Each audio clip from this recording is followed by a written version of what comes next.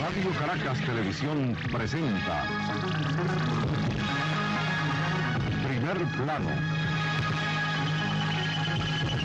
por el doctor Marcel Granier.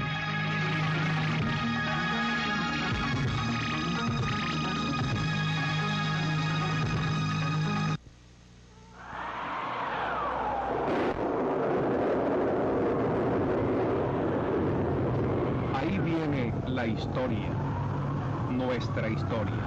Tormenta, remolino, rebulla en su interior con un sordo estruendo la política, nuestra política, muriendo, metabolizando hechos y hombres. Ahí viene Rafael Caldera entre la historia, con sus ideas, sus expectativas, sus azares, inmerso en la masa de los años con sus gestas, sus cárceles, contiendas y sorpresas.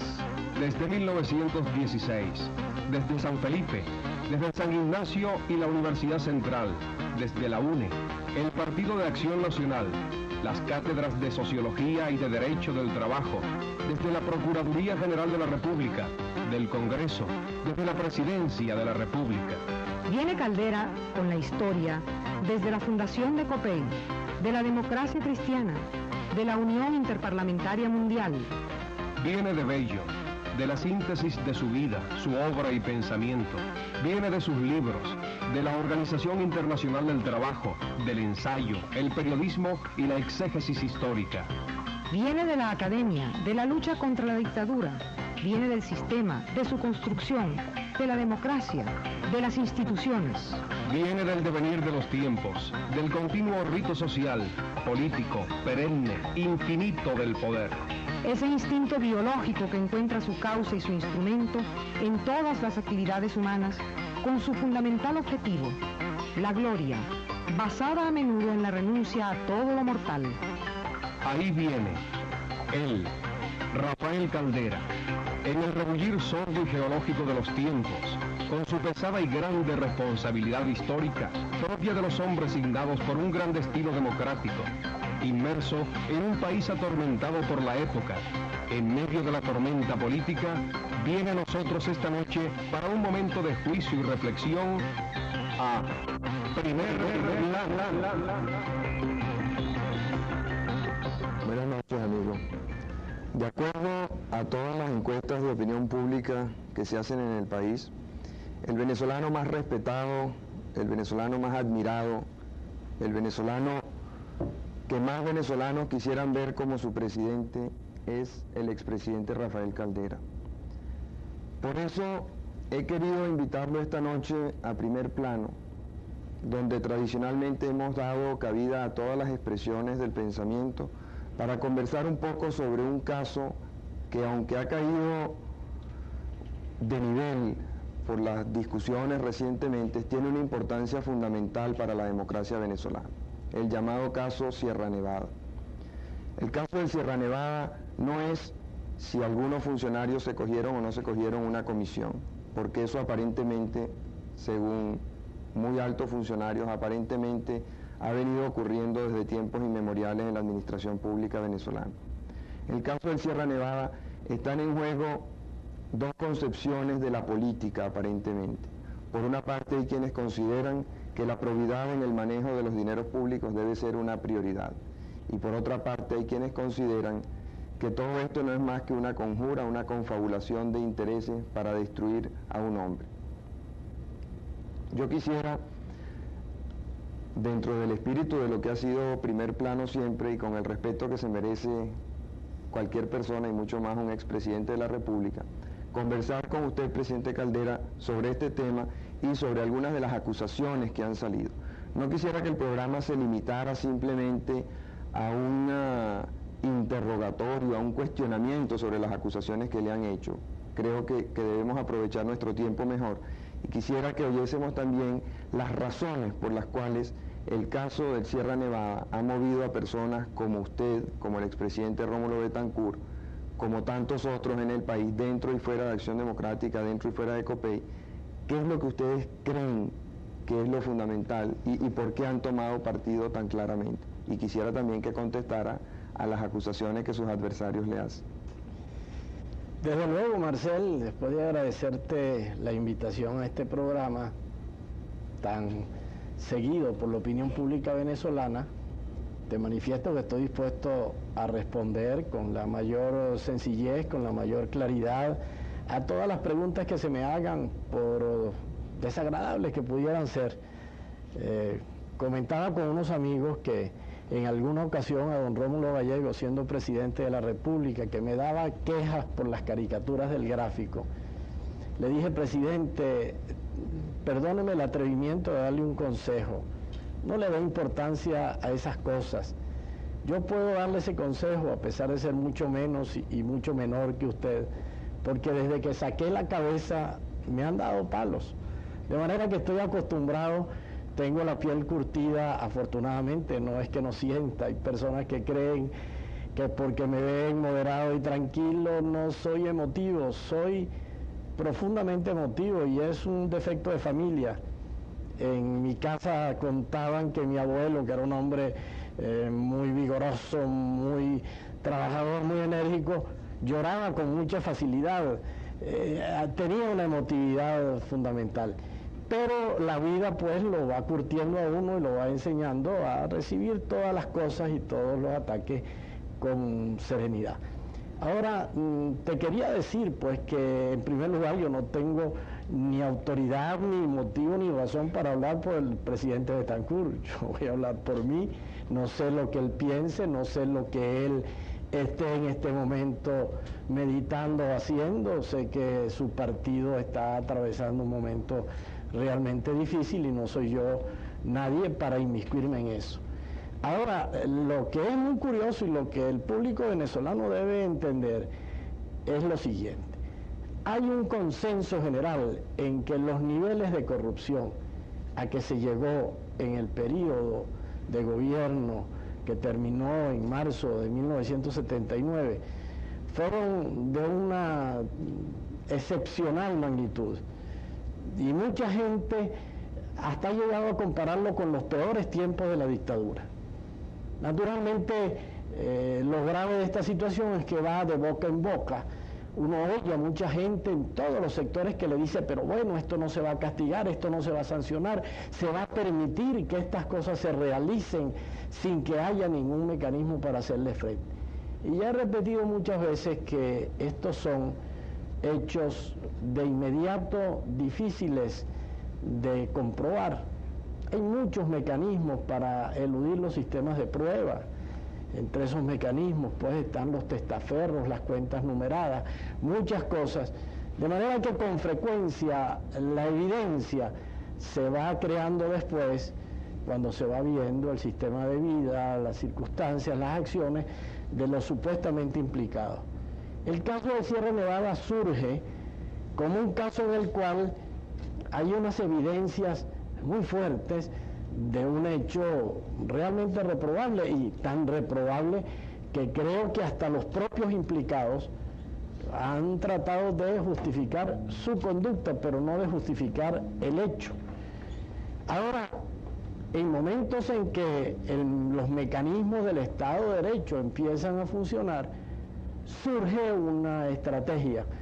Vamos a hacer aparecer que todo esto es una maniobra y vamos a buscar una persona a quien presentarlo como el responsable de esta maniobra. Yo creo que con esto se buscan diversos objetivos. Uno es distraer a la opinión, pero otro, Marcel, que a mí me parece importante, es tratar de unificar al Partido Acción Democrática en determinadas actitudes, sin haber logrado casi nada, porque en el actual debate que se realiza en una forma bastante irregular en el Congreso, porque no hay justificación ninguna para que un informe de una comisión de la Cámara de Diputados se discuta en sesión conjunta, ya que el Senado en sí no tiene parte en este asunto ni debía realizar ningún pronunciamiento. El Senado puede pronunciarse si llega el momento de que le pidan el allanamiento de un miembro suyo, pero no debe anticipar el Senado ningún criterio. Sin embargo, se trata de justificar este procedimiento irregular diciendo pues que había que darle al expresidente y senador vitalicio Carlos Andrés Pérez una oportunidad de defensa en el debate. Yo creo que se le ha podido dar la oportunidad como se le dio al excontralor general de la República sin necesidad de atropellar las normas parlamentarias. Con lo que de paso se alargó mucho el debate porque en la Cámara de Diputados el tiempo está restringido, mientras que en el reglamento del Congreso todavía no ha entrado una disposición que yo creo que tendrá que entrar poniéndole coto a esos discursos desmesurados. Entonces, se busca pues que Acción Democrática tome una actitud solidaria frente a las personas involucradas, pero sin lograrlo, digo yo, a plenitud, porque en ese debate lo que Acción Democrática propone es que se pase todo el informe y las conclusiones del informe al fiscal general de la República. De manera que Acción Democrática no opone a la proposición de que se declare incurso en responsabilidad moral, política y administrativa al expresidente Pérez una proposición de absolución, que se diga que el expresidente Pérez no tiene ninguna responsabilidad civil, política y administrativa, sino que solo propone que todo esto se mande al fiscal general de la República. Pero se está tratando de buscar, de crear una idea falsa de que esto es una maniobra del Partido Social Cristiano Copey y mía personalmente contra el expresidente Carlos Andrés Pérez para ver si se logra de esa manera unificar algunos elementos en torno suyo. Algunos de sus adversarios han dicho que esto no es más que un problema de celos entre usted y el expresidente Pérez, porque si a uno le preguntan por la obra del expresidente Pérez, según dice el doctor Morales Bello concretamente, uno puede empezar a nombrar una pila de cosas, la nacionalización del hierro, la nacionalización del petróleo, y bueno, toda una lista muy larga. Que en cambio, si le preguntan qué hizo su gobierno, uno se queda mudo, dice el doctor Morales Bello. Bueno, la gente debe recordar que desde que llegó el presidente Pérez al gobierno, tuvo una manía obsesiva conmigo. Y a cada paso estaba tratando de presentarme en condiciones desfavorables, a pesar de que dijo en el momento de recibir el gobierno, recibo el poder de las manos limpias de Rafael Caldera. Por cierto que en su discurso del Senado, cosa que hace en otras ocasiones, cambia la palabra y dice de las manos dignas de Rafael Caldera. Parece que se lo hubiera olvidado, ¿no? Muy circunstancialmente el que dijo de las manos limpias de Rafael Caldera. Ahora, si precisamente lo grave, lo que le hizo fundamentalmente perder las elecciones al gobierno de Pérez, es que no hizo nada a pesar de que le dejé el triple del ingreso fiscal, porque el presupuesto último de mi gobierno eran 14.000 millones y ya en el momento de entregarle le aseguré un ingreso de 42.000 millones ese mismo año. La deuda total del país, no de mi gobierno, sino acumulando la deuda que dejó el doctor León y el presidente Betancur, la provisionalidad y hasta la dictadura, él saca las cuentas del gran capitán para decir que montaba a 18.000 millones de bolívares y la deuda que él dejó llegó a más de 100.000 millones. Es decir, que gastó todo el dinero, contrajo toda esta deuda y no dejó nada sino proyectos. La gran Venezuela del presidente Pérez son proyectos. Cometió un crimen gravísimo contra el país y contra el pueblo, que fue interrumpir el proceso de construcción de viviendas. Yo hice un gran esfuerzo y dejé viviendas y pude llegar en el último año a decirle al país, este año se hicieron 100.000 unidades de vivienda. ¿Qué hizo el presidente Pérez? Dijo, yo no soy viviendista. Yo creo que la vivienda es una cosa secundaria, que lo importante es que haya dinero y trabajo. Y el problema de la vivienda y los precios de la vivienda y la angustia que tiene el pueblo y la clase media, porque piden, por favor, que les den la oportunidad de adquirir un apartamento, un sitio donde meterse, es culpa de 5 años en que deliberadamente se interrumpieron los programas. El programa del metro que estaba listo lo atrasó 2 años, simplemente porque era un programa que había auspiciado mi gobierno, a pesar de que venía del gobierno anterior. Bueno, el asunto del petróleo, la política petrolera fue la que permitió, la que preparó todo para la nacionalización. Él dice, no, la política petrolera no fue obra del presidente Caldera, sino del Congreso. Pero en cambio dice que la nacionalización del petróleo no fue obra del Congreso, sino de él.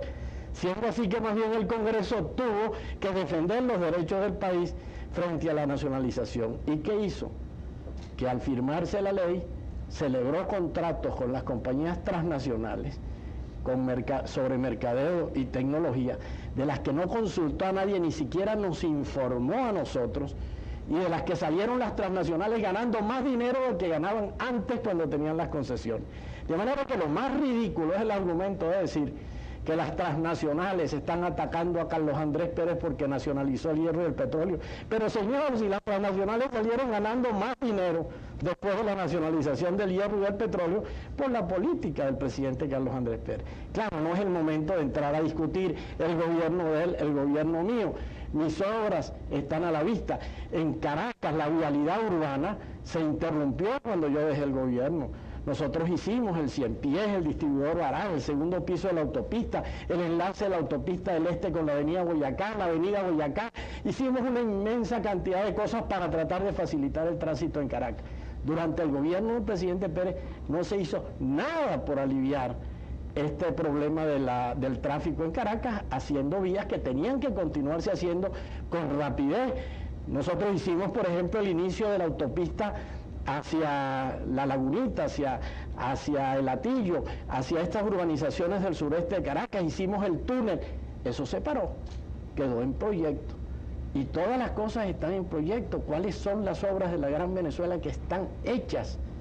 Yo puedo presentar realizaciones. La petroquímica del Tablazo se hizo durante mi gobierno, la planta de productos planos de Sidor se hizo durante mi gobierno, las obras de la transmisión eléctrica desde Tacagua a Santa Teresa, de Macagua a Santa Teresa, se hicieron durante mi gobierno. Se adelantó el programa del Guri en una forma mucho mayor que lo que estaba programado. Bueno, la cantidad de cosas que se hicieron, pero la Gran Venezuela del presidente Pérez es literatura. El presidente Pérez es un hombre muy audaz, y alguna vez ha dicho un compañero mío, creo que Decio Larriba, que lo admira mucho porque tiene una audacia fabulosa, porque dice las cosas más disparatadas con la tranquilidad más grande, pensando que por eso le van a creer. Pero volvamos al punto, aquí lo que se está discutiendo es el caso de Sierra Nevada, y yo quisiera, si me permitieras, recordar que ese caso, su punto inicial lo tiene en el informe de la Comisión de Ética Partidista de Acción Democrática. Y es increíble que la gente se olvide de lo que dijo la Comisión de Ética Partidista de Acción Democrática. En un informe de 8 cuartillas, del cual voy a leer apenas 4 breves párrafos. Un informe en que advierte la Comisión de Ética Partidista de Acción Democrática, que se basa en documentos emanados de la Contraloría General de la República y en el interrogatorio del expresidente Carlos Andrés Pérez, del exministro Luis Álvarez Domínguez, del exdirector de la Corporación Venezolana de Fomento John Rafael, del excontralor José Andrés Octavio, del exministro Héctor Hurtado y del exministro Carmelo Lauría. Y empieza en esta forma: la Comisión de Ética Partidista de Acción Democrática, a solicitud del Comité Ejecutivo Nacional, procedió a investigar el caso de la compra del buque refrigerado Sierra Nevada por parte de la Corporación Venezolana de Fomento, la cual es considerada por la opinión pública como un escándalo en materia de corrupción administrativa. Así empieza el informe. Y en uno de los párrafos dice: según testimonio coincidente de Álvarez Domínguez y John Rafael, el presidente los presionaba reclamándoles en el curso de las negociaciones el por qué no se había efectuado la compra del barco. Y en otro párrafo sigue: la comisión acordó entrevistarse con el expresidente Pérez, quien nos manifestó que él había ordenado que lo que él había ordenado comprar era, entre comillas, un barco viejo que sirviera, entre comillas, de silo flotante, y no un barco como el Rey Niver. Y sigue diciendo la Comisión de Ética lo siguiente: la documentación que hemos tenido a la vista es suficiente para demostrar que la realidad fue otra. Y al final dice: hay en esto una responsabilidad moral y administrativa, y así lo declaramos. Esta responsabilidad moral y administrativa recae, a nuestro juicio, en el expresidente de la República, señor Carlos Andrés Pérez, en el exministro de Fomento, doctor Luis Álvarez Domínguez, y en menor grado en el doctor John Rafael, porque aun cuando cumplió las instrucciones del ministro de Fomento, ha debido ser más diligente en lo relativo al análisis y evaluación de la oferta. En menor grado, el doctor John Rafael. Y el doctor John Rafael fue separado de Acción Democrática por decisión del Comité Ejecutivo Nacional de ese partido. Ahora, ¿quiénes forman la Comisión de Ética Partidista de Acción Democrática?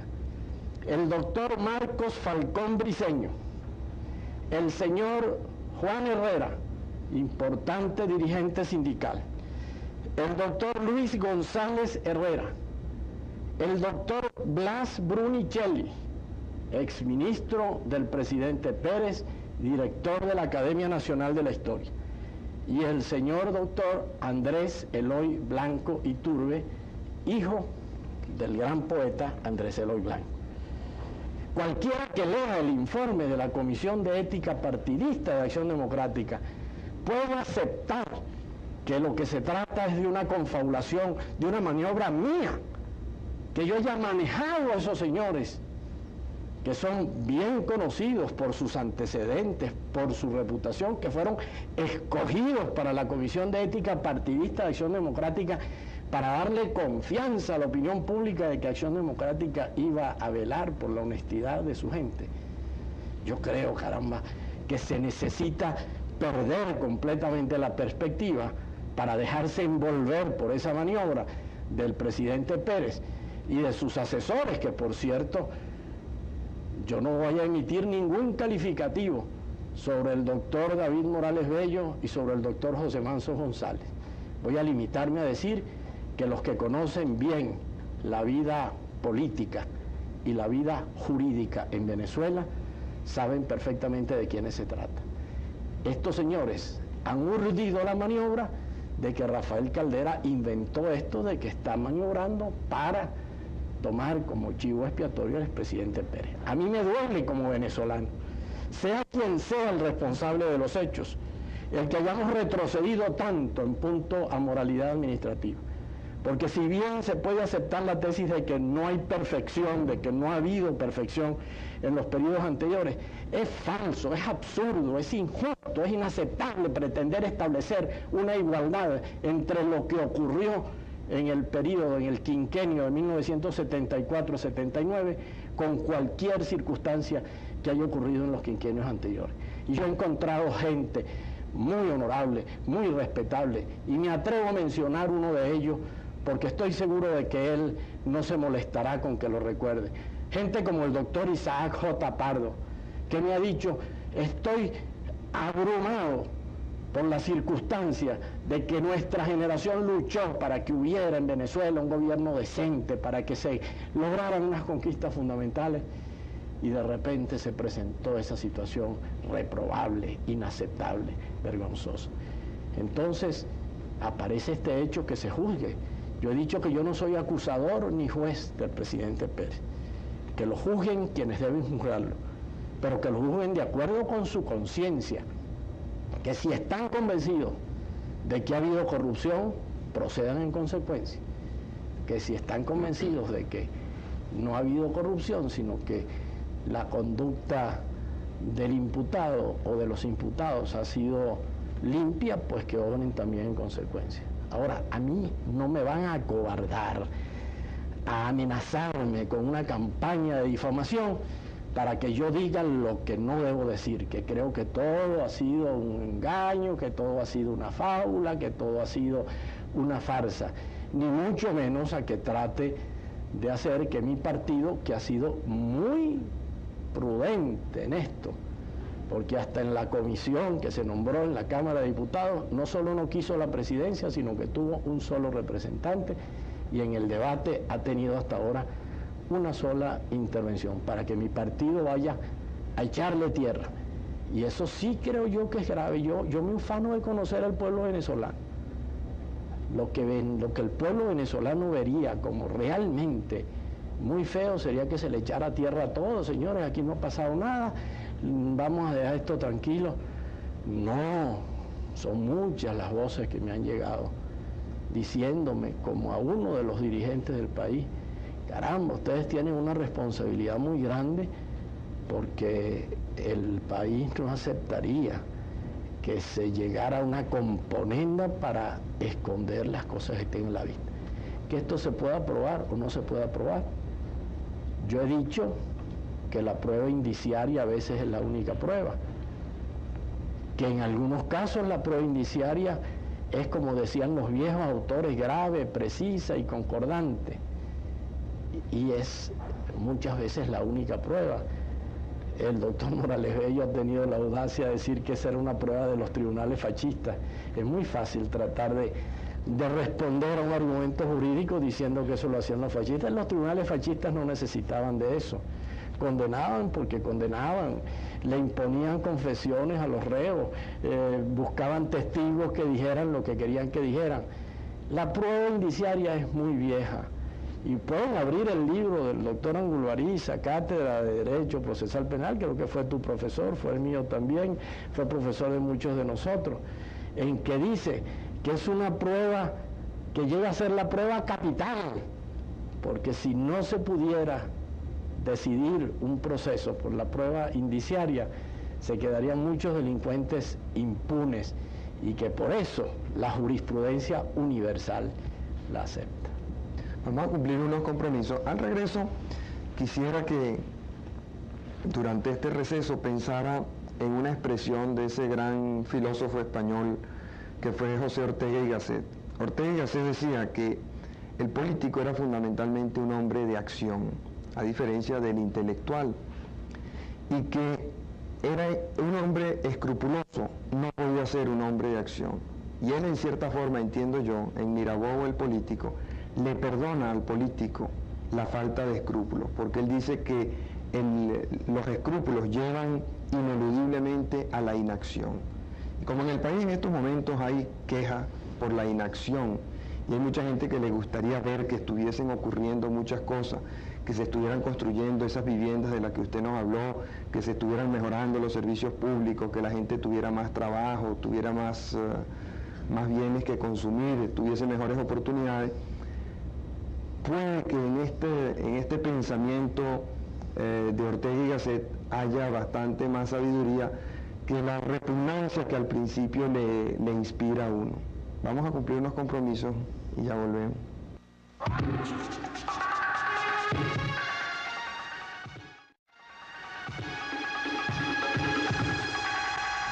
Hace un momento comentábamos esa frase de José Ortega y Gasset de que un hombre escrupuloso no puede ser un hombre de acción. Ortega, según lo entiendo yo, se refería a que él contrapone la figura del político con la figura del intelectual puro. Dice que el intelectual puede reflexionar sobre sus ideas, puede pensar en el efecto que van a tener. Que el hombre de acción, y él pone como ejemplo del hombre de acción al político, tiene una necesidad de hacer. Son hombres que tienen que estar ocupados y por eso no pueden reflexionar tanto sobre sus acciones, porque si se dedican a reflexionar sobre todo lo que van a hacer, terminan por no hacer nada y por lo tanto son un fracaso como políticos en ese sentido. Usted en su exposición anterior cuestionaba al expresidente Pérez en dos campos, en el campo de la probidad en el manejo de los dineros públicos, y aunque no dijo concretamente nada de él, sí se refirió a que durante su gobierno, durante los 5 años que él fue presidente, las faltas a la probidad fueron exasperantes, si no recuerdo mal la palabra. Y también ha dicho que ha faltado a la verdad, se ha dicho en otras palabras que es mentiroso.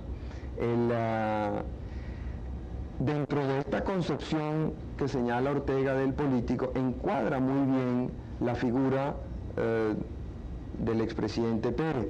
Y por otra parte, el país ha venido durante este último año contrastando esa figura tan dinámica, tan activa, con un gobierno más pasivo, más reposado, que hace menos cosas. Usted recordaba hace un rato que el presidente Pérez interrumpió su programa de vivienda, pero lo interrumpió para hacer otras cosas.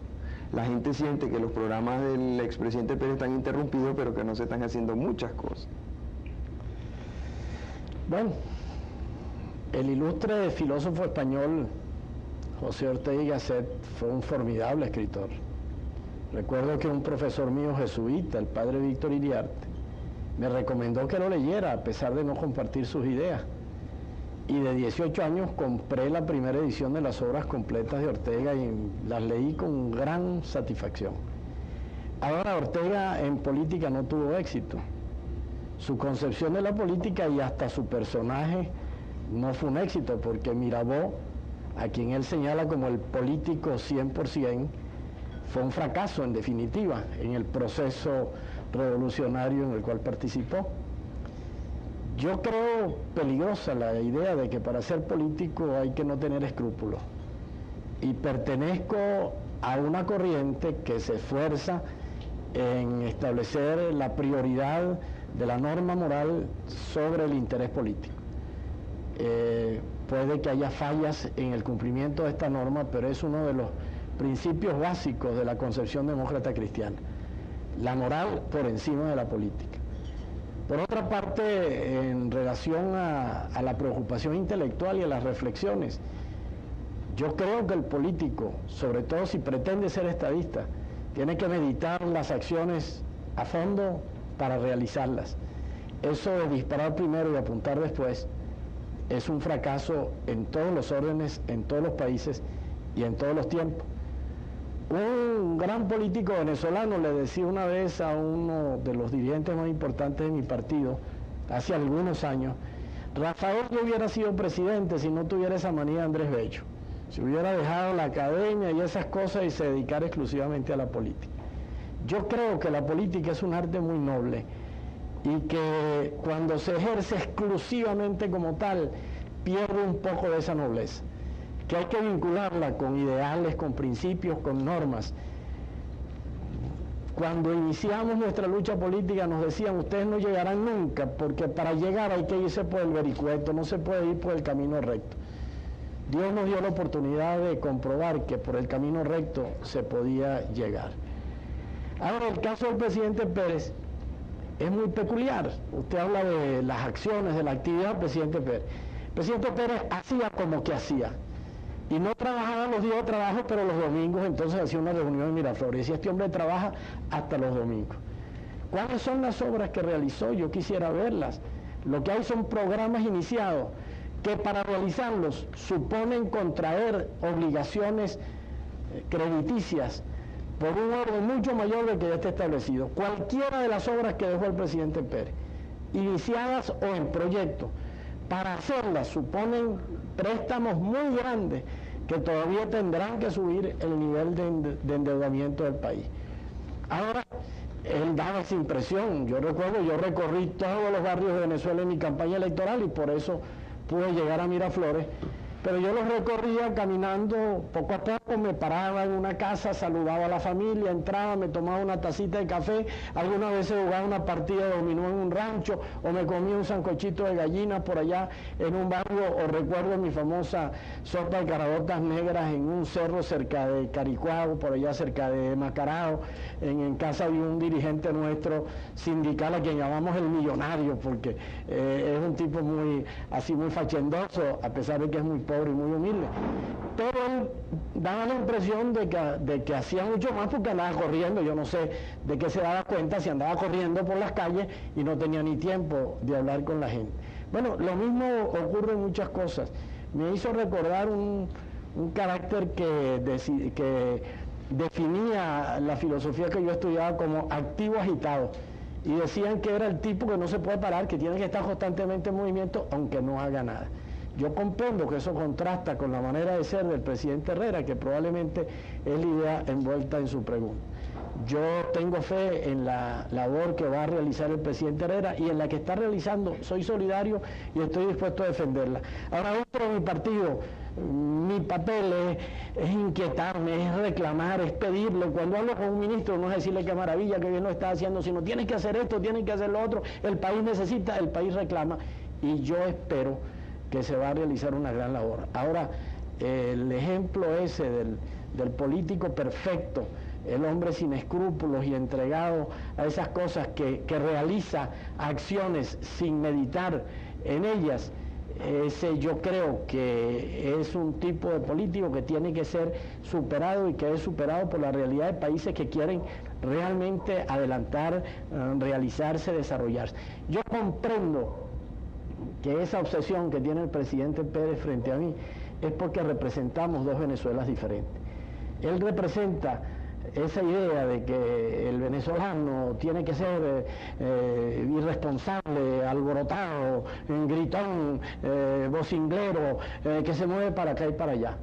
Yo creo que el país que ellos están viendo es un país que ya en gran parte se superó, que el país que vivimos es un país que siente, que piensa, que estudia. Esos jóvenes barbudos que andan por ahí, que creen que porque tienen una barba y andan vestidos a la moda actual de los hippies son irresponsables. Son muchachos que estudian, que analizan, que discuten, que plantean los problemas y que quieren soluciones. No quieren que se les satisfaga con palabras. Por eso, el presidente Pérez, a pesar de haber manejado la mayor cantidad de dinero concebible en la historia política y administrativa del país, y haber tenido el mayor respaldo político porque tenía una mayoría dócil en el Congreso que hacía lo que él quería, sin embargo no pudo satisfacer las aspiraciones del país y ahora está tratando de explotar el papel de víctima porque sabe que los venezolanos somos sentimentales.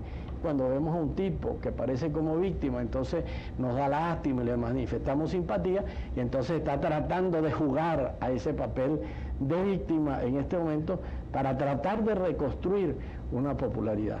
Pero ese sistema de gobierno que él desarrolló no es ni puede ser en modo alguno la respuesta a las necesidades, a las exigencias y a la voluntad del pueblo venezolano. Se ha dicho que muchas de esas cosas que ocurrieron, concretamente el caso del Sierra Nevada, son cosas que han venido ocurriendo normalmente en los gobiernos de Venezuela y que no son excepcionales. Concretamente, el expresidente Pérez ha señalado casos ocurridos durante su gobierno, durante el gobierno suyo,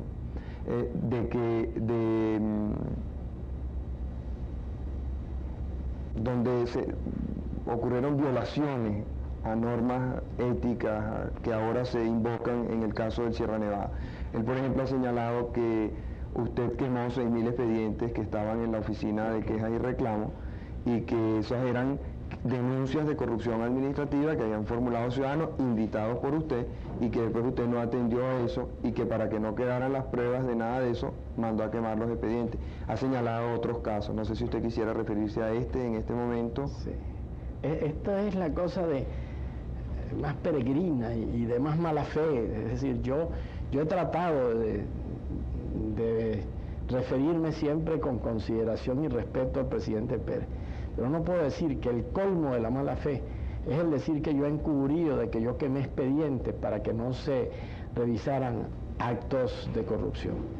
Mira, cuando yo llegué al gobierno, preocupado por el problema de la corrupción, por la tentación permanente ante los halagos del poder, pensé que podía hacer, porque yo tampoco podía esperar que el Congreso me diera instrumentos porque teníamos una minoría en el Congreso.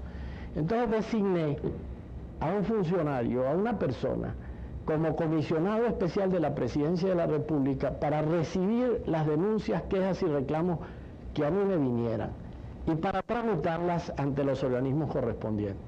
Me encontré con la circunstancia de que muchos venezolanos no querían denunciar hechos de corrupción por el temor de que a ellos les cayera encima la venganza o la revancha de los denunciados. Yo recibí visitas de gente que me decía, el funcionario fulano de tal me pidió dinero en tal parte. Ahora yo eso no lo puedo declarar, ni lo puedo firmar, ni lo puedo presentar, porque yo no tengo testigo. Estábamos los dos en el restaurante tal día, él me pidió dinero y yo se lo negué.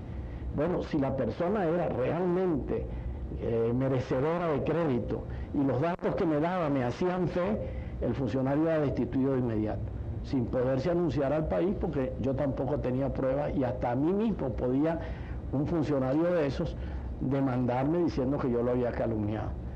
Pero en general, pues, encontraba que la gente hablaba de la corrupción, pero no se atrevía a formalizar la denuncia por el temor de que el denunciado fuera la víctima en definitiva, porque lo demandaran por calumnia, por difamación y fuera a la cárcel. En esta situación yo estaba realmente profundamente preocupado y se me ocurrió designar ese comisionado.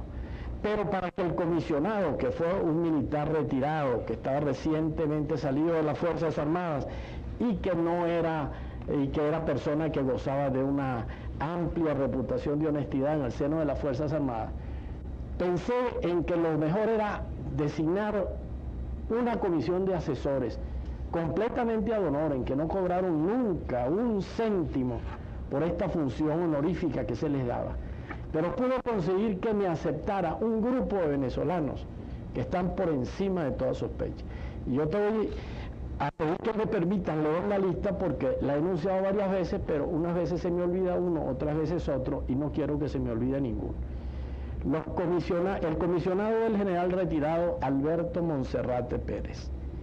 Y los asesores eran el doctor Pedro del Corral, el doctor Rafael Pisani, el líder sindical Pedro Bernardo Pérez Salinas, Monseñor Juan Francisco Hernández, el señor Rafael Echeverría, fallecido, el doctor Luis Villalba Villalba, el doctor Héctor Guillermo Villalobos, el doctor Juan Ángel Zárraga Tellería, el doctor Virgilio Tosta, el periodista Guillermo José Schell, el doctor Enrique Sánchez Sánchez, el doctor Rafael Rísquez Iribarren, la señora Esther Pietri Lavie, el señor Abraham Nones, que por cierto también falleció, el doctor Enrique Castillo Pinto y el doctor Marcel Carballo Gantón. Algo más, le pedí al doctor Juan Pablo Pérez Alfonso que me aceptara la designación y me la aceptó. Y después me envió una carta diciéndome que había reconsiderado su decisión y que no podía aceptar porque de mis palabras se podía entender que él iba en representación de Acción Democrática y él no representaba partido alguno porque era independiente. De tal manera que en la rueda de prensa del 11 de agosto del 69, esto fue en el mes de agosto, a los 6 meses de estar en ejercicio de la presidencia, dije en relación con otro venezolano también muy calificado, el doctor Juan Pablo Pérez Alfonso, antes de salir del país me envió una carta en la cual reconsideraba su aceptación anterior por su idea que podría desprenderse de unas palabras mías de que iba en representación de un partido político.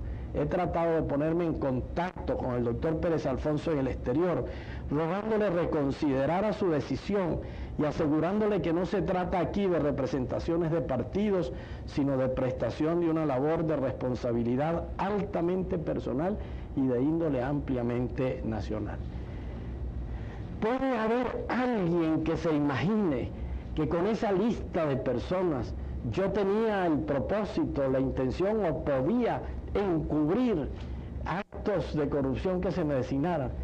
¿Habría aceptado este grupo de hombres el que yo hubiera manejado el asunto de la corrupción en forma tan vil, tan miserable como la pretende presentar el presidente Pérez, que haya quemado las huellas de la corrupción para que no salieran implicados personas o acontecimientos o dependencias del gobierno?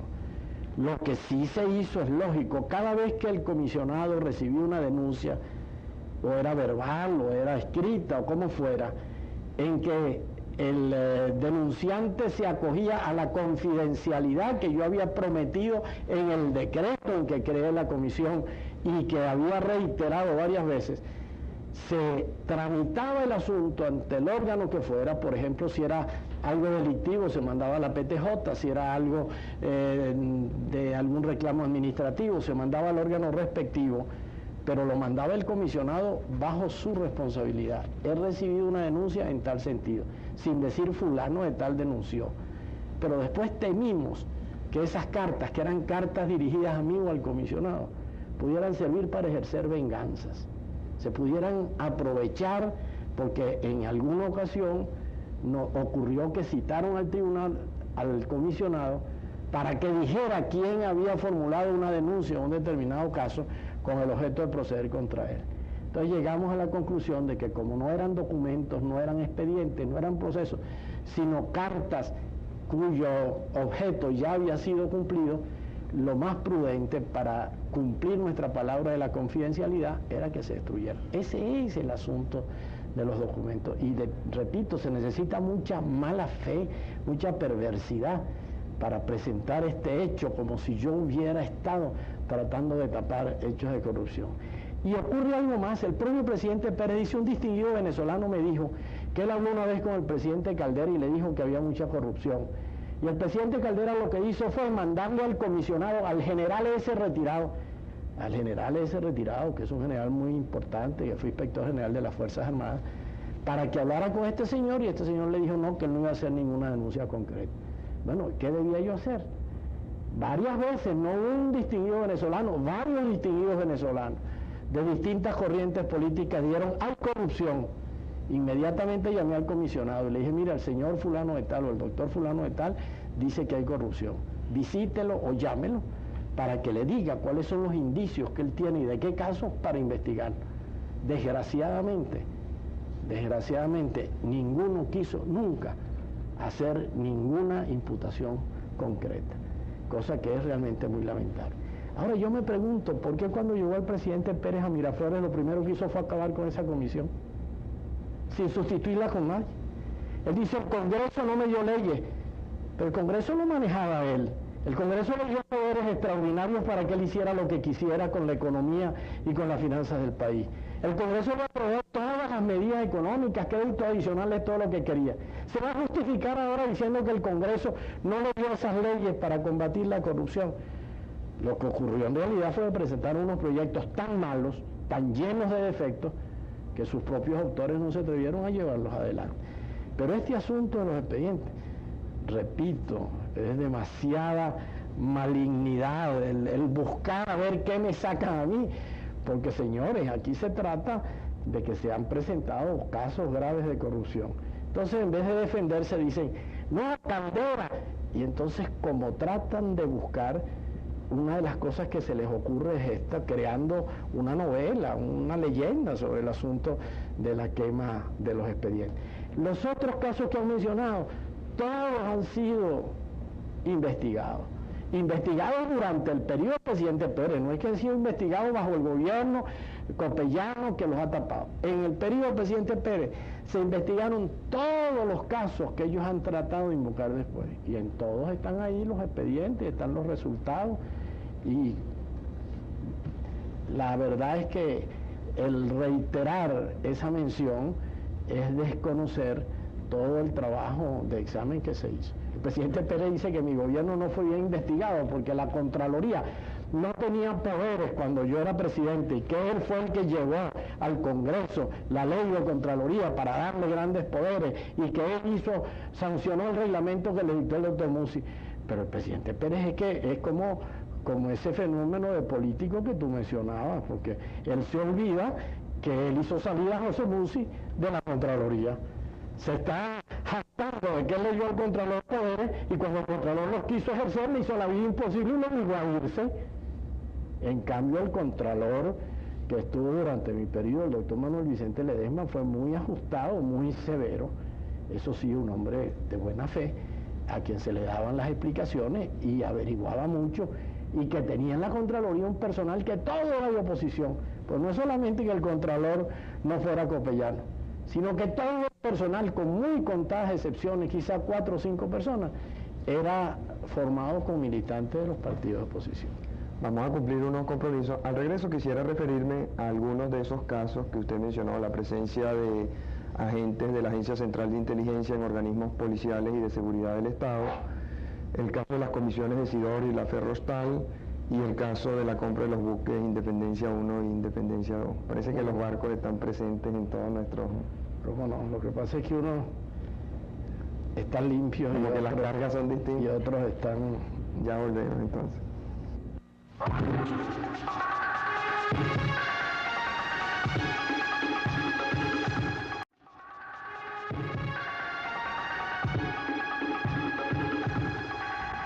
Continuando nuestra entrevista de hoy con el expresidente Rafael Caldera, quisiera referirme a algunos casos que se han señalado de corrupción administrativa ocurrida en otros periodos democráticos, y concretamente los señalados por el expresidente Carlos Andrés Pérez en su discurso ante las cámaras del Congreso, cuando él señaló varios casos ocurridos durante su gobierno y dijo que él no quería constituirse en acusador, y mostró la forma, él quería ilustrar que él había actuado de una manera distinta con los gobernantes anteriores a la forma como se estaba actuando frente a él.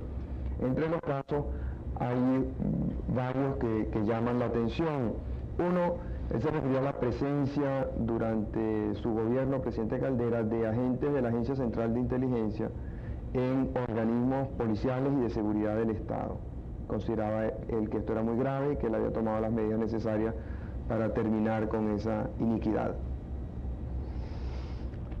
Evidentemente que todas estas imputaciones son una maniobra diversionista. Lo que buscan es que la gente se ocupe de otras cosas y se olvide del caso Sierra Nevada. Lo que ha motivado toda la preocupación y todo el interés en este asunto es el caso de la compra de un barco en el cual hubo evidentemente una ganancia ilícita que creo que pasa de 8 millones de dólares.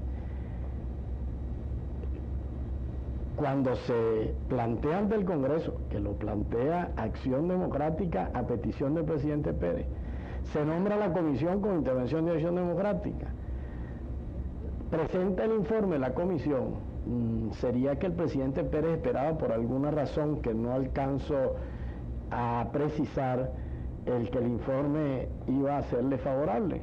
Cuando se conoce que el informe es desfavorable, entonces surge todo este escándalo. Entonces surge, ¿qué le imputamos al gobierno de Caldera? ¿Qué le imputamos? Vamos a tratar de llevar la opinión hacia allá como para que todo sea lo mismo. Yo por lo pronto quiero pues dejar sentado que lo fundamental que se está discutiendo ahorita es lo del Sierra Nevada, que lo demás se puede discutir siempre, en cualquier momento, en cualquier oportunidad, porque desde luego estamos dispuestos a que se aclare. Pero de todas maneras me gustan las preguntas porque las cosas claras y el chocolate espeso, es bueno que gente que no está enterada pueda precisar las circunstancias. En el año de 1960-61 se inicia en Venezuela una etapa que sus propios actores han denominado de guerra revolucionaria. Después de que viene Fidel Castro, dicen, caramba, nosotros perdimos el tiempo aceptando una fórmula democrática, hemos debido hacerlo de Fidel, que llegó desde la sierra en armas y tomó el control absoluto del gobierno en Cuba, y se lanzaron a la guerra desde las montañas, sin darse cuenta de que las condiciones eran absolutamente distintas. Pero la situación fue grave, y el gobierno de entonces, el gobierno que presidía el presidente Betancur, y del cual nosotros formamos parte, tuvo perfecto conocimiento de que no era un hecho puramente confinado al territorio nacional, de que eso estaba movido, apoyado, manejado en gran parte desde fuera. Y lo más lógico es que se valiera de servicios de inteligencia del exterior, es decir, que conocieran esos terrenos para no estar en la absoluta inopia. De luego que a Venezuela no le era posible ni le era conveniente organizar un servicio de inteligencia que llegara a países extraños. Esta participación, pues esta información que daban servicios, no sé si la CIA o qué servicio de inteligencia de los Estados Unidos y de otros países también, porque en materia de guerra subversiva todos los países reciben información de países de Europa y de otros lugares para poder intercambiar sus noticias y poder estar perfectamente al día. Esto fue declinando a medida que fue declinando la guerra revolucionaria. Cuando yo llegué al gobierno, inicié una política de pacificación y llegó un momento en que ya esto no tuvo ninguna significación, sino que era ya prácticamente una significación simbólica. Y yo pude decirle al país, y fue así como se inició el proceso de distensión con Cuba, mi gobierno no tiene evidencias de que desde Cuba se haya financiado ni movido ningún hecho insurreccional durante el tiempo en que yo he estado en ejercicio de la presidencia. Y esta declaración mía hecha pública en una rueda de prensa fue lo que abrió un proceso de distensión que luego se arregló. Esto continuó durante el gobierno del presidente Pérez.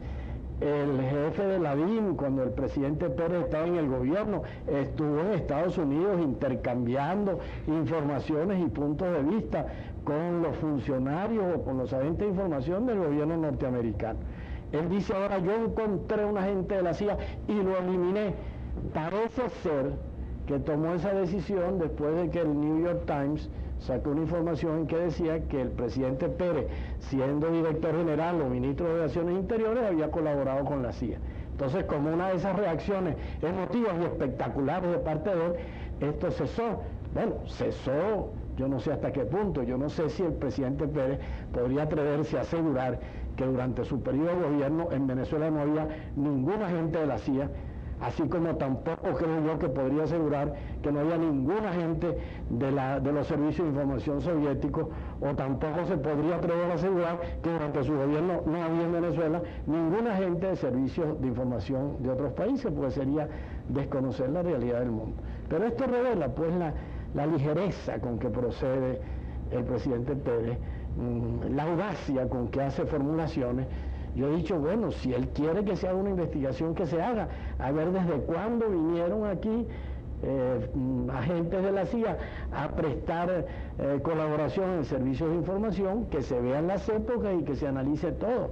Ahora, desde mi punto de vista, no hay allí ningún hecho que comprometa la soberanía venezolana, ni mucho menos, sino que más bien el gobierno de Venezuela tenía que aprovecharse de informaciones que por lo demás procesaba para ver hasta qué punto eran ciertas y hasta qué punto valían en una situación difícil para el país ante un conflicto de guerra revolucionaria que no era puramente interno, sino que tenía también implicaciones externas. Esto es, pues, a mi modo de verlo, lo importante. No vale la pena recordar que si algún gobierno ha sido realmente defensor de la soberanía frente a cualquier país, y concretamente frente a los Estados Unidos, ha sido el mío. El doctor Juan Bautista Fuenmayor, que está escribiendo una historia política de Venezuela, me lo ha repetido muchas veces, y eso que sus concepciones ideológicas están muy distantes de las mías. Yo rompí por decisión unilateral el tratado de comercio bilateral que nos ataba a los Estados Unidos, y la decisión conmovió no solamente la opinión aquí, sino en Washington. Y cuando yo iba en visita oficial a Washington, le insinuaron al embajador que sabían que yo iba a anunciar las relaciones con la Unión Soviética, que no las anunciara antes del viaje a Washington. Y yo dije, señores, si ustedes quieren se aplaza el viaje a Washington, pero ya está fijado el día en que se va a anunciar en Nueva York por el doctor Andrés Aguilar, en Caracas por la Cancillería y en Moscú el restablecimiento de relaciones con la Unión Soviética, y dirigí mi política con una absoluta independencia. Hay hasta quienes dicen que la pérdida de las elecciones por Copey en 1973 tuvo en parte que ver con esa independencia que se desarrolló en mi política exterior, que hizo que el candidato de oposición, que era Carlos Andrés Pérez, recibiera una serie de apoyos y ayudas de sectores que estaban disgustados pues por la línea política que a este respecto habíamos tomado. En el caso, en ese mismo discurso, el presidente Pérez señala el caso de Sidor. Usted no, cuando explicaba la quema de los 6.000 expedientes, refería a lo difícil que era el que quedaran esas cartas, esos documentos, y el procesar muchos de esos casos por el anonimato que deseaban mantener los denunciantes. Él señala un caso parecido, dice que ese es el primer caso que él se le presentó y que se le hizo muy difícil la decisión que tomar. Y refiere que se le presentaron el presidente de la Corporación de Guayana y el presidente de Sidor, y le refirieron que el presidente de una empresa extranjera llamada Ferrostal les había planteado que quedaban una pila de comisiones pendientes por pagar en las negociaciones de Sidor, y que se había muerto la persona encargada de hacer esos pagos y quería resolver con ellos cómo debían seguir haciéndose los pagos. Perdóname primero, Marcel, que te hago una observación.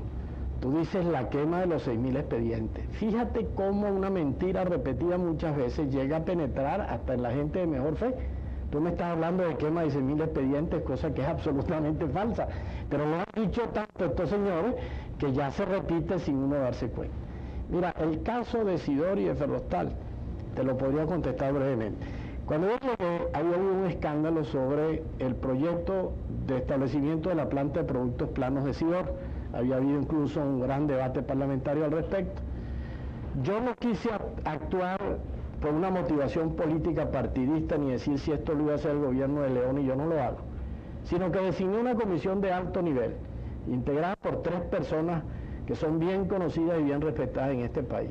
El doctor Armando Vegas, el doctor Edgar Pardo Stolk y el doctor Pascual Venegas Filardo, para que vieran los proyectos, los planes, lo que había y me dijeran lo que a su juicio se debía hacer. Ellos vieron que había una firma italiana que presentaba condiciones mejores, pero que por los hechos contrarios a la ética que habían ocurrido durante la dictadura, ellos consideraban que no se debía adjudicar el contrato a esa firma y recomendaban que se le diera a un consorcio belga-alemán que se llamaba Ferrostal. Se procedió en consecuencia. Ahora, ¿quiénes eran los funcionarios de la jerarquía administrativa en este terreno? Presidente de la Corporación Venezolana de Guayana, el general Rafael Alfonso Rabat. Presidente de Sidor, el ingeniero Argenis Gamboa. Vicepresidente de Sidor, el ingeniero Luis Hernández, ingeniero jefe de planificación o de programación, el ingeniero Edgar Marshall. Bueno, esas personas en el gobierno del presidente Pérez. El general Alfonso Rabat, reconocidamente por encima de toda sospecha, recibió la posición de mayor confianza que podía haber en el país, presidente de Petróleos de Venezuela. El ingeniero Argenis Gamboa, militante de Acción Democrática, a quien yo mantuve 5 años en la presidencia de Sidor, fue ascendido por el presidente Pérez a presidente de la Corporación Venezolana de Guayana. El vicepresidente de Sidor, ingeniero Luis Hernández, fue ascendido por el presidente Pérez a presidente de Sidor. Y el ingeniero Edgar Marshall fue ascendido a vicepresidente de Sidor. Señores, realmente que se necesita mucho brío para que con ese equipo de gente allí, que tuvo que ser la que tramitó eso y que recibió todos estos ascensos en el gobierno del presidente Pérez, se pudiera pretender o armar un hecho de corrupción administrativa. Pero hay algo interesante que tú has asomado en cierta manera. El presidente Pérez dice que él no quiso hacer el denuncio público porque podía ocasionarle perjuicio al ingeniero Luis Hernández, que había sido el denunciante, y podrían enredarlo dentro de una cosa, que prefirió llamar al doctor Pedro Pablo Aguilar, que era secretario general de COPEI, y al doctor Eduardo Fernández para participarles esto. Ahora uno dice que le contestaron, proceda, presidente, denuncie, lleve adelante, porque nosotros no queremos que se tape nada. Sin embargo, él, que me pretende presentar a mí como cómplice o silenciador de hechos de corrupción por esa supuesta quema de expediente, resulta que declara que él no hizo la denuncia por pensar que el denunciante podía sufrir perjuicio. Esas son las contradicciones permanentes del presidente Pérez. Presidente, vamos a cumplir unos compromisos comerciales. Al regreso quisiera que nos hiciera algunas reflexiones sobre la democracia, su esencia y su porvenir en Venezuela. Yo siento que el caso del Sierra Nevada está dejando sobre el país una marca muy negativa. Usted hacía una referencia ahorita a cómo, repitiendo mucho una mentira, la gente terminaba por aceptarla como verdad. El expresidente Pérez ha hecho esa misma denuncia y ha dicho que ha habido una campaña, una confabulación y una alianza antihistórica para calumniarlo y que de esa calumnia pues, algo quede y se le destruya a él moralmente. De cierta forma uno siente que hay dos fuerzas, dos concepciones de la política y dos visiones de Venezuela distintas que están enfrentadas. La semana pasada el presidente Carlos Andrés Pérez estuvo en este programa y expuso un poco, o sea, hizo sus consideraciones sobre lo que él pensaba del caso Sierra Nevada y expuso un poco su visión de lo que es la política y de lo que es Venezuela. Yo quisiera que usted nos diese esa misma oportunidad, que pudiésemos oír de voz suya cómo ve usted el problema que está planteado, qué es lo que usted siente que se está debatiendo en el país. Yo creo que estos maratónicos debates que ha habido en el Congreso han hecho perder la perspectiva. Y por otra parte tengo la impresión de que hay mucho pescador en río revuelto en esos debates también. Entonces, valdría la pena que usted, y creo que otra persona que debería hacerlo también, pues, tiene el compromiso con el país y tiene el compromiso con su obra política, es el expresidente Rómulo Betancourt, que deben decir qué es lo que piensan, qué es lo que creen, qué es lo que sienten, cuál es la Venezuela que sueñan y por qué se han empeñado tanto en este caso, cuál es la importancia que le dan al Sierra Nevada. Ya volvemos entonces.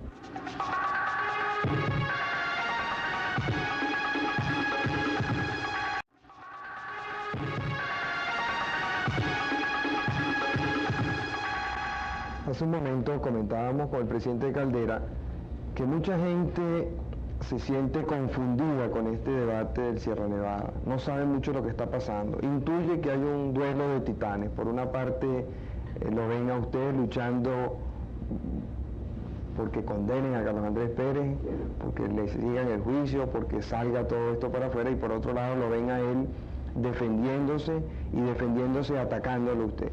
Y parece, es la impresión que se va creando, que es simplemente un acontecer más dentro del devenir político, una lucha más para ver quién es el que va a dominar la escena política en los próximos años en Venezuela. ¿Es justa esa apreciación? Eso de que este debate confunde la opinión me hace recordar que ha sido precisamente el presidente Pérez quien quiso ese debate, quien pidió a su partido que solicitara en la Cámara de Diputados el nombramiento de la comisión, y quien, presentado el informe de la comisión, insistió y logró que se hiciera el debate en sesión conjunta de las cámaras, cosa absolutamente anormal, pero dentro de un reglamento que no pone límite a la duración de las intervenciones. En realidad, el asunto venía tratándose a través de los órganos respectivos, Comisión Investigadora del Enriquecimiento Ilícito, Tribunales de Justicia, está en estudio en la Fiscalía General de la República. Pero si hubo ese empeño, probablemente fue para crear esta confusión. Una confusión, por cierto, lamentable. Yo creo que ya el debate está prácticamente agotado, todos los argumentos han sido expuestos, esto debe terminar. ¿Qué diría yo que es un hecho normal dentro de la democracia? Bueno, sí y no. Normal el que los organismos del Estado de Derecho actúen sin reparo en las personas de que se traten. Fueron muchas las declaraciones del propio presidente Pérez diciendo que él pedía que se enjuiciara a todos los que fueran responsables y tal, sin consideración al cargo que ejercieran o hubieran ejercido, y que los partidos no se pusieran en defensa de sus miembros, sino que ayudaran a esta investigación. Ahora, anormal porque se trata de hechos que realmente el país esperaba que no hubieran ocurrido. Pensaba que con la caída de la dictadura estas cosas se habían sepultado, que tal vez pudiera haber hechos, pero que fueran sancionados o vigilados, pero que no llegaran a esta magnitud. Ahora, aquí hay dos concepciones, yo sí lo creo, hay dos concepciones de la política, pero lo que sería un error sería dividir el país por partidos políticos en cuanto a estas concepciones. Es decir, que algunos partidos quieren la honestidad, la severidad, el funcionamiento de las instituciones, y que otro partido o algunos, digamos, auxiliares, para no usar otra palabra, quieren que a todo esto se le eche tierra y pensar pues en la política a la forma en que lo pinta Ortega en el caso de Mirabó. Yo creo que esto sería injusto, y por de pronto me doy cuenta del drama interno de Acción Democrática, porque en Acción Democrática hay gente muy comprometida con el país en la lucha contra la corrupción. Acción Democrática, bajo la presidencia de Rómulo Betancourt, a través de una Junta Revolucionaria de Gobierno, estableció unos juicios de peculado que dieron mucha controversia en el país, pero que fueron de una severidad increíble contra un gran número de personas de los regímenes anteriores. Y después, a la caída de la dictadura, Acción Democrática insiste nuevamente, lleva la voz cantante en que se tomen medidas contra el presidente Pérez Jiménez, sus más inmediatos colaboradores y los que participaban con él en esto.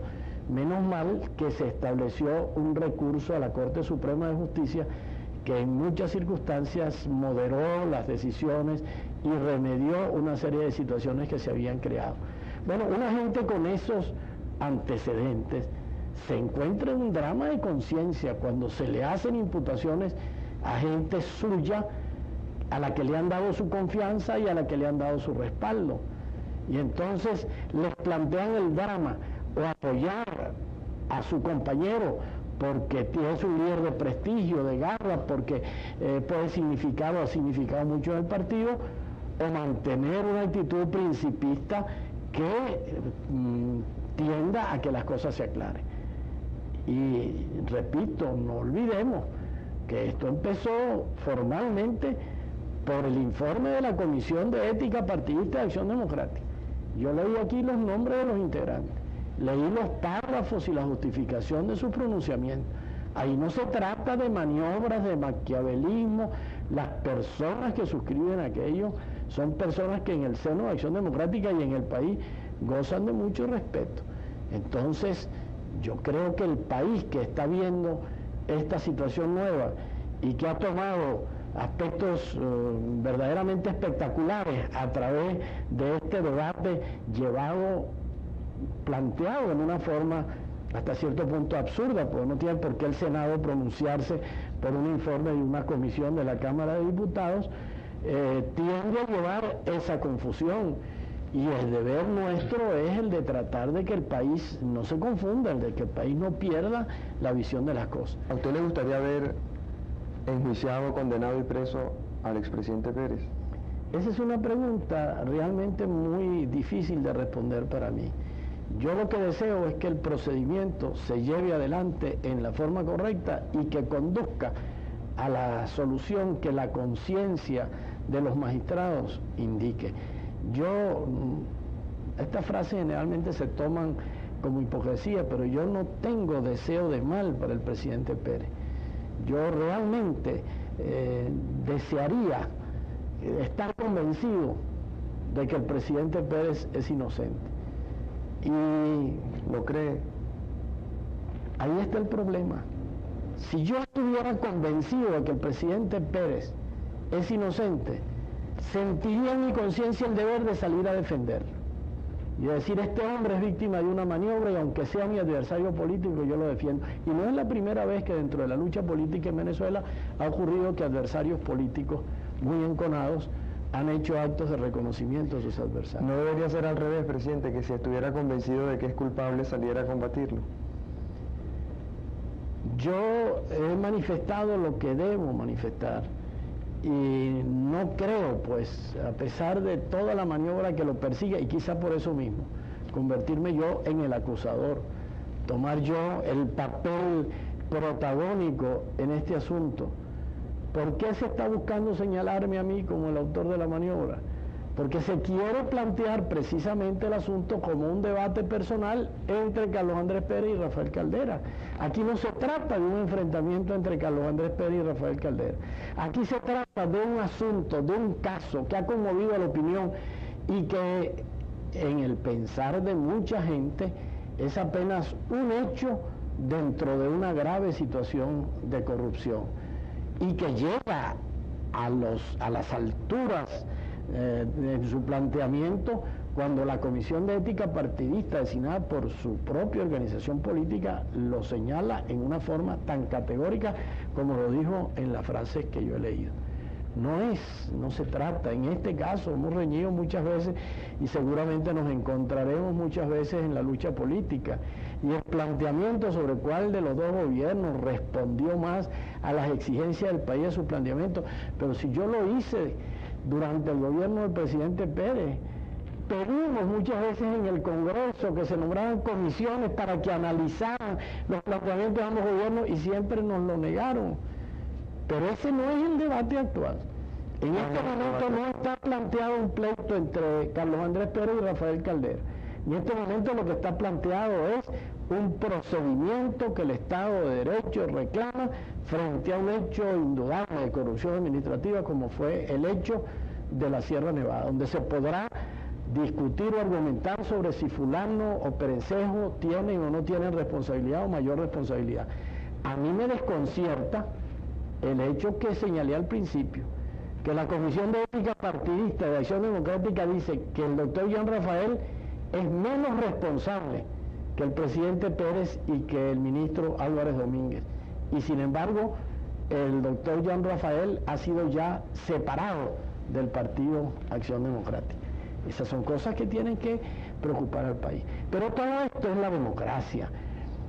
La democracia que a veces pasa por momentos difíciles, que pasa por situaciones angustiosas, porque hay libertad, porque hay partidos, porque hasta ahora Venezuela había visto hechos de sanción contra situaciones de corrupción a través de movimientos revolucionarios, en que se toman las medidas sin apego a fórmulas jurídicas, se procede muchas veces más por malevolencia que por convicción, se incluye a muchos inocentes, se dejan libres a muchos culpables, de manera que la historia del país está llena de momentos en que llegaban revoluciones y lo primero que hacían era condenar, confiscar, tomar medidas contra los personeros del gobierno anterior o contra aquellos personeros que por una razón u otra eran el blanco de todas las acciones.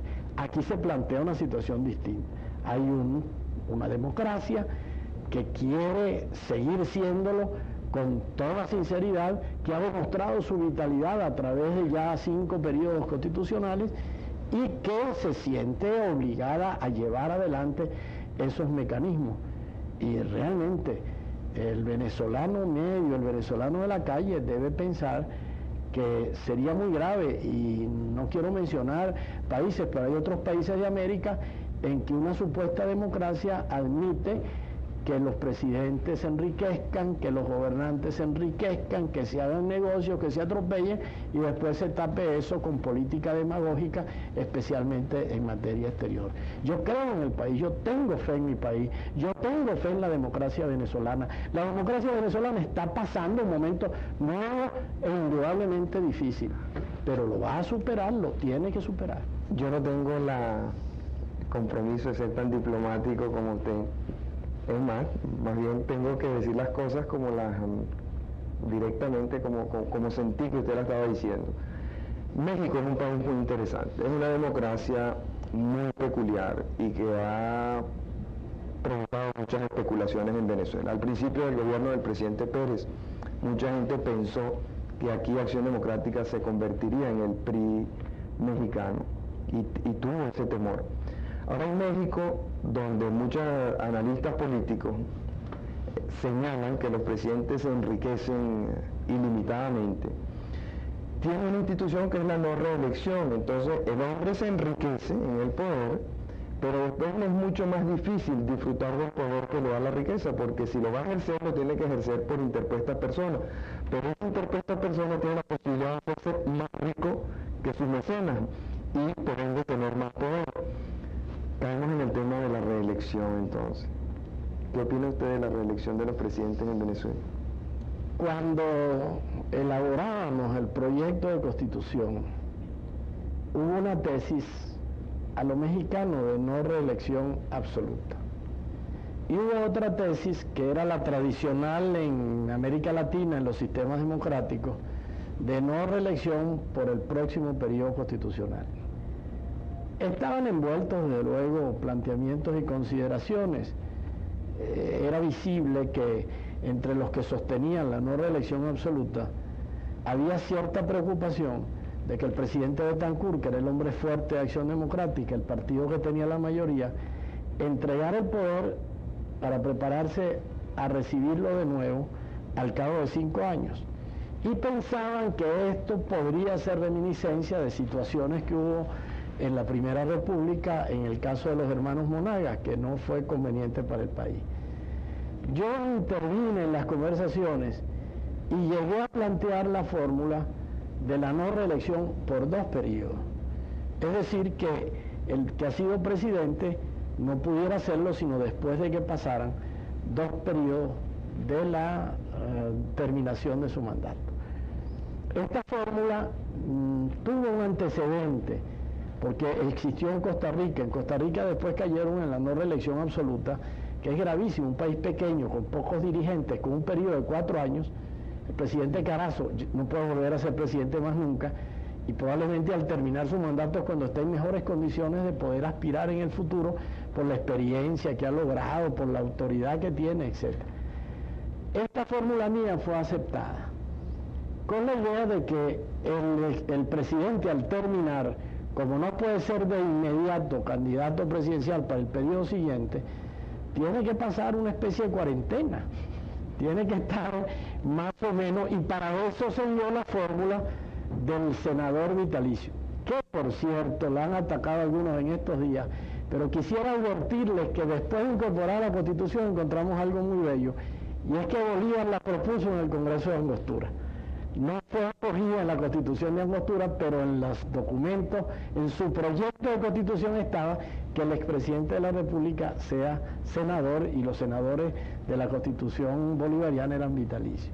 Bueno, esta fórmula se aceptó, y hasta dijimos que un expresidente que pasara su cuarentena y que después de 10 años estuviera en concepto del país, vigente, capaz de ofrecerle al país una obra de gobierno, capaz de emocionarlo, podía tener derecho, y no había razón para suprimir esto. Esto se aprobó así, y después, en la casona, cuando yo era presidente y se discutía la enmienda número 1, el presidente Pérez, que no era presidente sino secretario general de Acción Democrática, se manifestaba en favor de la no reelección absoluta, tesis que cuando era presidente no auspició, sino que más bien consideró inconveniente.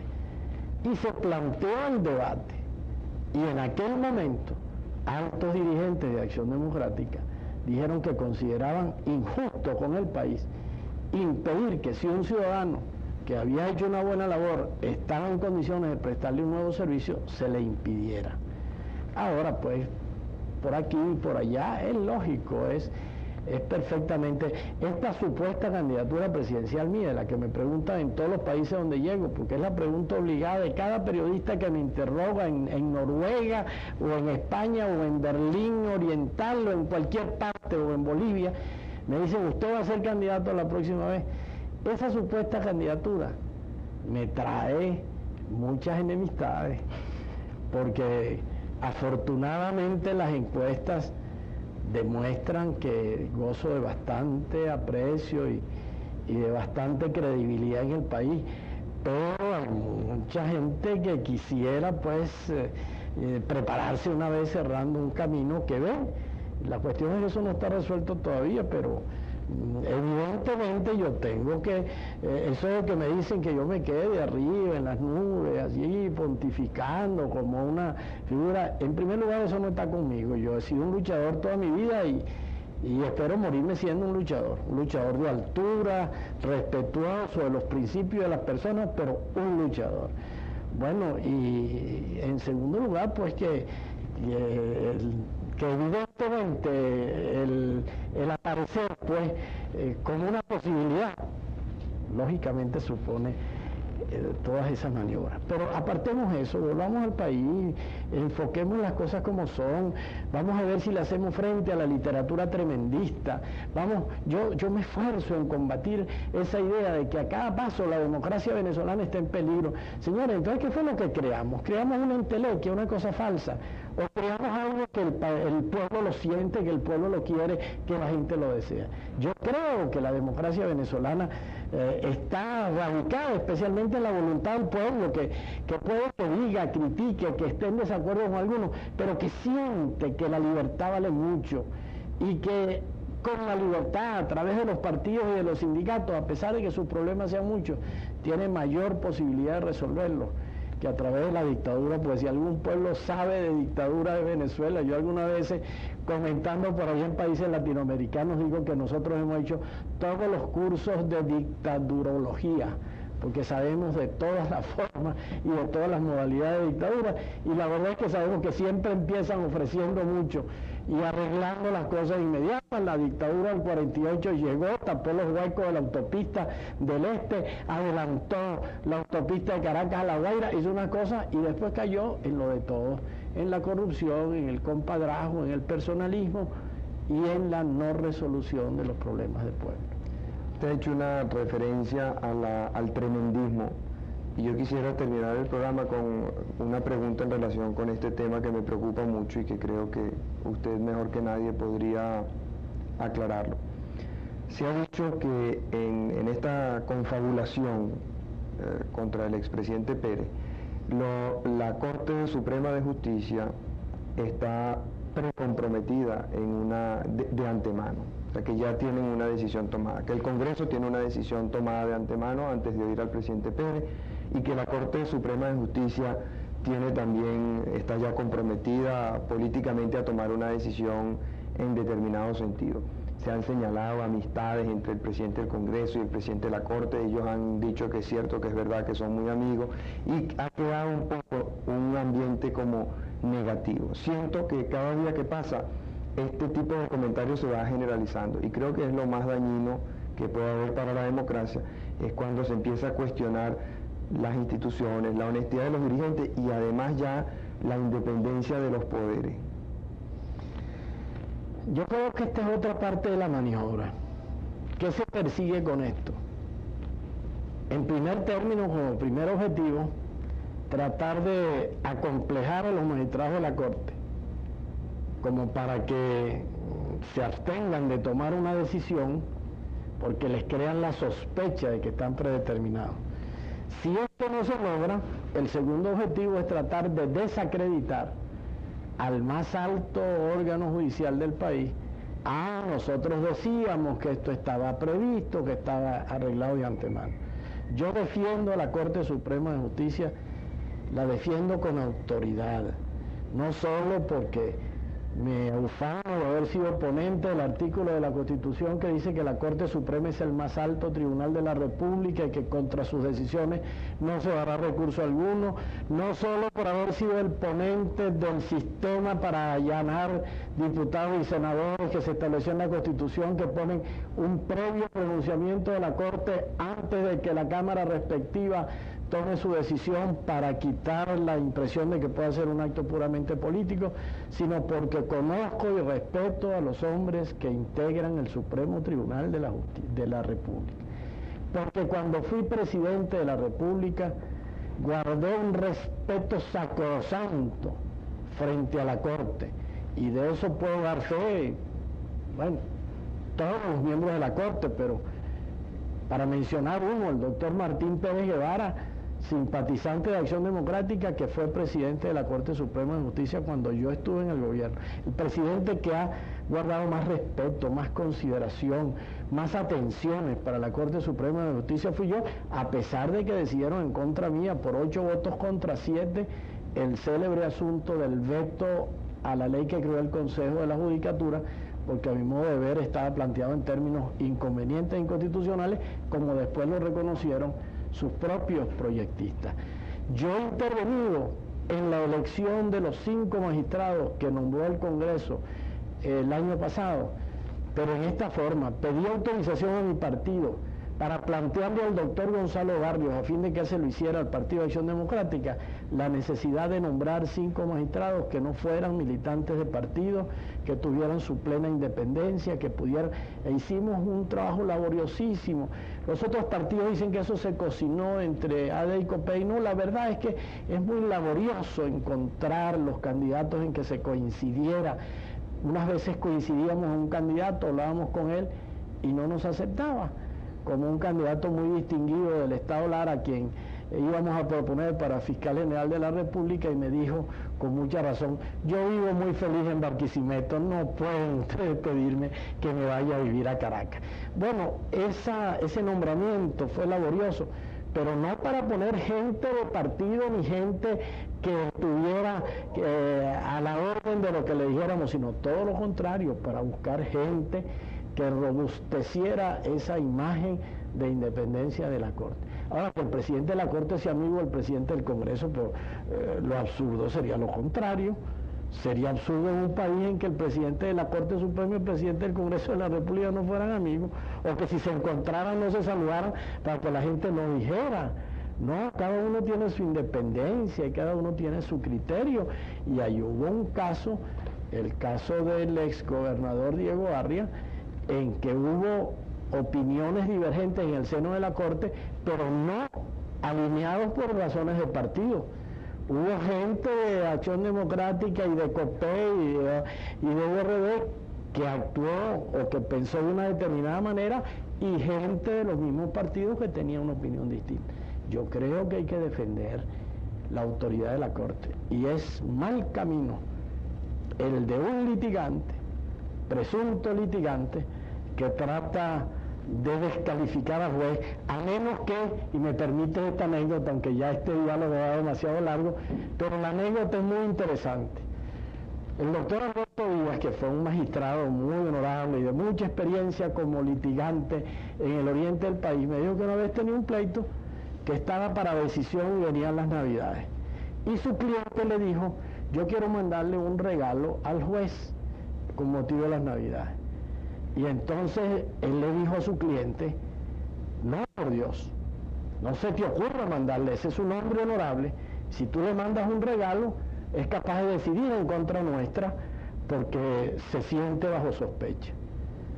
Pasaron las Navidades, decidieron el asunto y lo ganó el doctor Díaz con su cliente. Entonces el cliente le dijo: doctor, le voy a decir una cosa, ¿usted se acuerda lo que me dijo del regalo de Navidad? Entonces el doctor Díaz le dice: pero no me vengas a decir que tú le mandaste un regalo al juez. Se lo mandé en nombre de la contraparte. Hay veces pues, que se trata de acomplejar al juez y de plantear las cosas para ponerlo en una situación difícil, pero los magistrados de la Corte yo creo que son gente muy honorable, no prejuzgo sobre cuál sea el contenido de su decisión, pero pienso que el país debe confiar en ellos. Muchas gracias, presidente. Muchas gracias, amigos, por su atención. Como de costumbre, los espero el próximo miércoles a las 10:30. Hasta entonces.